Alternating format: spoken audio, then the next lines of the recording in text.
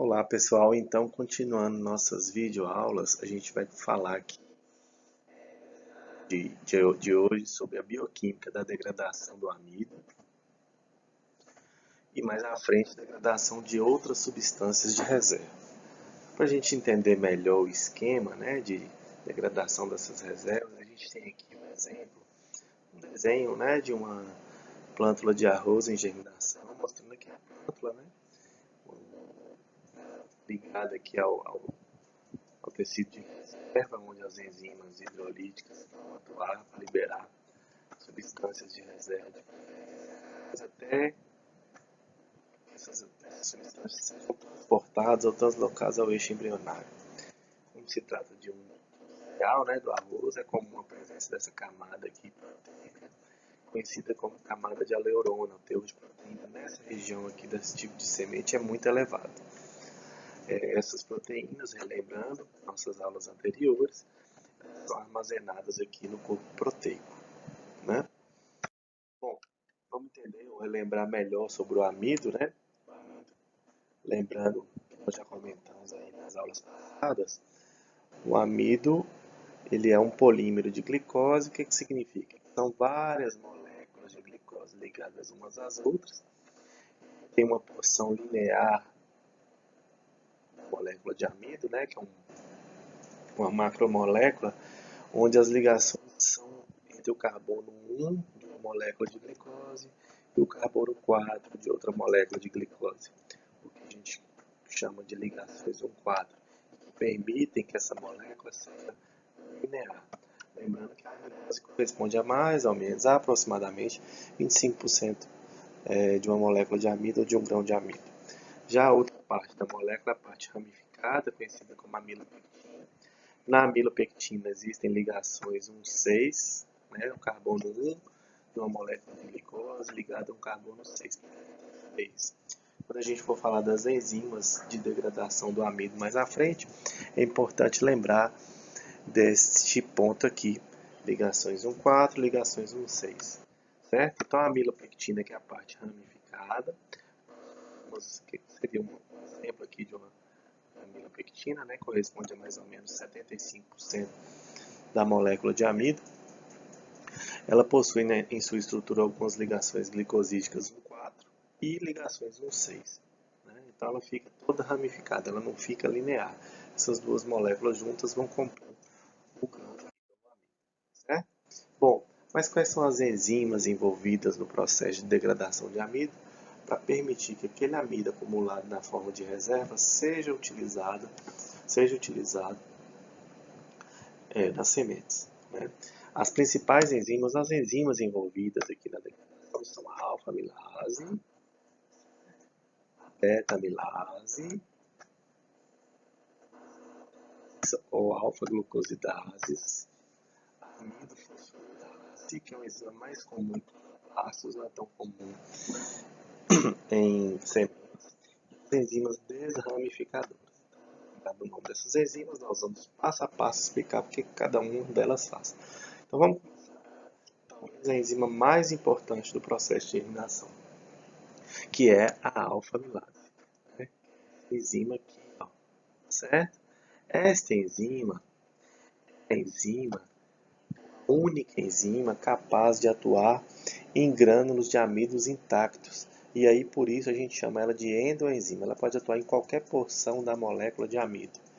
E ela vai hidrolisar de forma aleatória as ligações 1,4 dos polímeros de amilose, que é o polímero linear, e dos polímeros de amilopectina, que é a parte ramificada, certo? Porém, essa enzima tem uma característica importante, é uma enzima sintetizada de novo. O que significa isso? O que significa sintetizada de novo?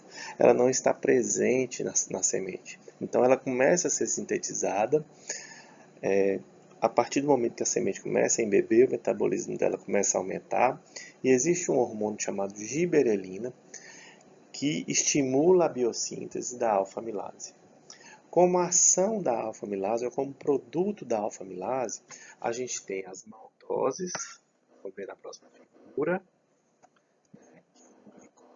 outra, e pequenas estrelas limite, que são pequenos oligosacarídeos, né, ramificados com ligações 1,6, já que ela não consegue atuar em ligações 1,6.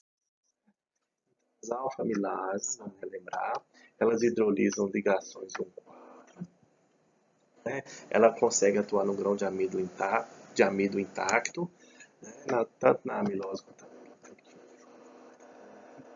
ela não depende, ela atua em qualquer posição da molécula, certo?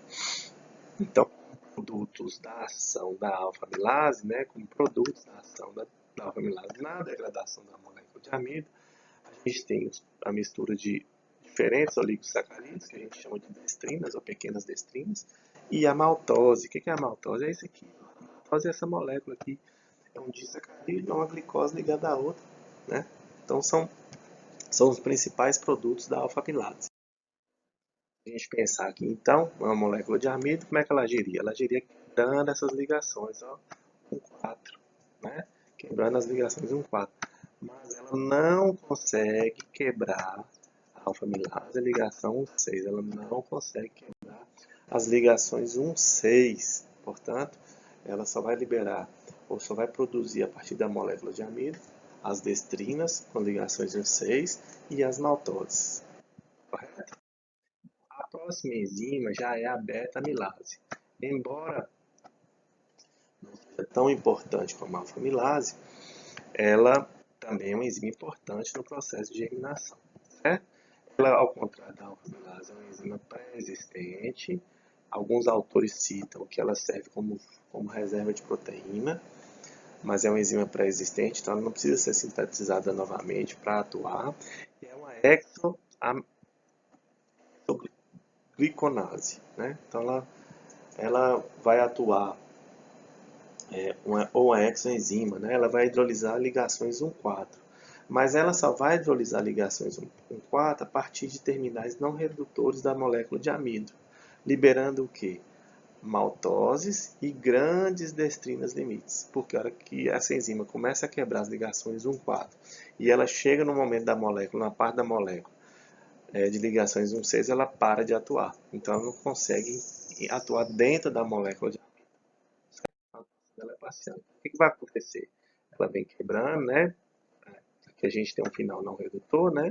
Ela vem quebrando a última ligação glicosídica aqui, certo? Liberou o que aqui? Uma maltose. Mas quando ela chega na parte da molécula que tem a ligação 6, ela para, certo? Então ela atua neste sentido da molécula.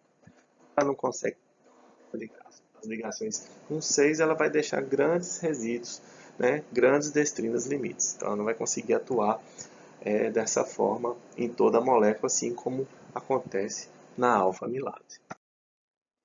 A outra enzima muito importante no processo de germinação são as enzimas desramificadoras. O que as desramificadoras vão fazer? Elas vão transformar aquelas ligações 1,6 das destrinas, conforme a gente já comentou, em ligações 1,4. E aí ela permite que as exoenzimas, no caso a beta-amilase, que eu vou comentar mais à frente de forma bem rápida, assim como a alfa-amilase atua, né, nessas moléculas que ficaram lineares. Então aquela molécula que estava ramificada fica linear. A molécula, a enzima desramificadora vai fazer? Ela vai transformar essa ligação 1,6 numa ligação 1,4. Transformou essa molécula, essa ligação 1,6 numa ligação 1,4. A beta-amilase pode atuar aí. E aí a alfa-beta-amilase vão atuar, restando a ação agora dessas duas enzimas. Depois da atuação da enzima desramificadora, apenas moléculas de maltose. Né? Então, lembrando que a desramificadora vai atuar nas destrinas limite, grandes e pequenas, que foram formadas previamente de beta-amilase. A gente tem a maltase ou a glicosidase, que é de maltose liberada por ação dessas amilases aqui, ó, por ação dessa enzima beta-amilase, por ação da alfa-amilase, por ação desramificadora. Ela vai atuar quebrando as moléculas de maltose. Posteriormente, essa glicose produzida a partir da atuação da maltase pode ser utilizada para a biossíntese de sacarose Caso exista a necessidade de translocação, já que as plantas translocam preferencialmente açúcares não redutores, que é o caso da sacarose, ou então ser usado diretamente no processo respiratório naquele tecido, né? Então, ela vem aqui quebrando essas ligações. Então, se eu tinha aqui uma molécula de maltose, a maltose vem, quebra, liberando apenas moléculas de glicose, né? Vai liberar apenas moléculas de glicose. As alfamilases, como já disse, são sintetizadas de novo, elas não estão presentes. A síntese dessas enzimas é estimulada pelas gibberelinas. As gibberelinas são produzidas no eixo embrionário e difundidas por a única camada de reserva proteica. E as gibberelinas vão ser ativadores primários de uma cascata de sinais ou uma cascata de eventos, levando à indução ou expressão gênica para a produção da enzima a alfamilase, certo? Do outro lado, existe um outro hormônio vegetal conhecido como ácido abscísico, que também é um fator de controle de síntese de novo dessa enzima da alfamilase. Então, ele é um inibidor da biossíntese da alfamilase. O balanço hormonal na semente é fundamental. Imagine vocês que, por exemplo, se a semente começar a germinar ainda dentro do fruto, que é um fenômeno conhecido como viviparidade, esse é um processo indesejável. Por isso que é importante, naquele momento, ter um balanço hormonal favorável à ação cisco inibindo a germinação. Para a semente germinar, o balanço tem que ser favorável às gibberelinas, aí já fora dos frutos. Então, esse balanço é fundamental, certo? O que o ácido abscísico vai fazer? Ele vai bloquear a cascata de sinais e transcrição das proteínas para induzir a biossíntese da alfa-amilase, certo? Já a beta-amilase, como eu já disse, já está presente na semente desses hormônios. Porém, sem a alfa-amilase, a germinação não acontece. Então, o balanço hormonal entre gibberelina e ácido abscísico é fundamental para controlar o processo de germinação, havendo ou não a biossíntese da alfa-amilase, que é a principal enzima que degrada o amido aí, entre todas, né? Bom, então a gente pega aqui um grânulo de amido, né? Seria aqui um grânulo. Ele vai ser todo quebrado, essas enzimas. Aqui a gente tem, por exemplo, um exemplo de uma destrina limite, né? Aqui a ligação 6, ó, de processo parou, mas está havendo a quebra até a formação da maltose, onde por fim a maltase vem e produz molécula de glicose. Essa molécula de glicose pode ser utilizada prontamente para a respiração, se ela estiver já no tecido necessário, ou então ela pode ser utilizada para a biossíntese de sacarose, que é uma glicose ligada a uma frutose, e essa sacarose então ser translocada do tecido de reserva para o embrião, onde vai ser utilizado também no processo de respiração para a produção de compostos de carbono intermediários a outros processos metabólicos ou para a produção de ATP, né? Serve para as duas finalidades. Existem também outros polímeros de reserva, além do amido, né, que é o principal carboidrato de reserva de sementes. A gente tem três grupos distintos, né, normalmente esses polímeros localizados na parede celular das sementes, que são os mananos, os xiloglucanos e os betacanos. Essas enzimas são utilizadas para a produção de glicose no processo de degradação. Já em relação aos lipídios, né, nas sementes, é muito comum a semente armazenar lipídio, lembrando que a semente armazena lipídio geralmente no oleossomo, né, lembrando as aulas passadas, ou corpos lipídicos, mas o termo mais comum são os oleossomos, onde as plantas armazenam principalmente os triacilgliceróis. Na degradação desses triacilgliceróis, né, desses oleossomos, existe a liberação de ácidos graxos e do glicerol. No caso, o glicerol geralmente é desviado para a biossíntese de glicose, que está prontamente disponível para a respiração, e o ácido graxo pode ser também, após diversos processos, ser sintetizado a acetilcoenzima A, que vai entrar aqui no ciclo de Krebs, com o posterior desvio para a entrada do glicose. O carboidrato, me desculpe, o lipídio presente ali na forma de reserva na semente também é utilizado para a biossíntese de glicose e também vai ser utilizado para o processo respiratório. Essas exoses geradas, geralmente a glicose, elas são normalmente convertidas em sacarose, enviadas para o eixo embrionário.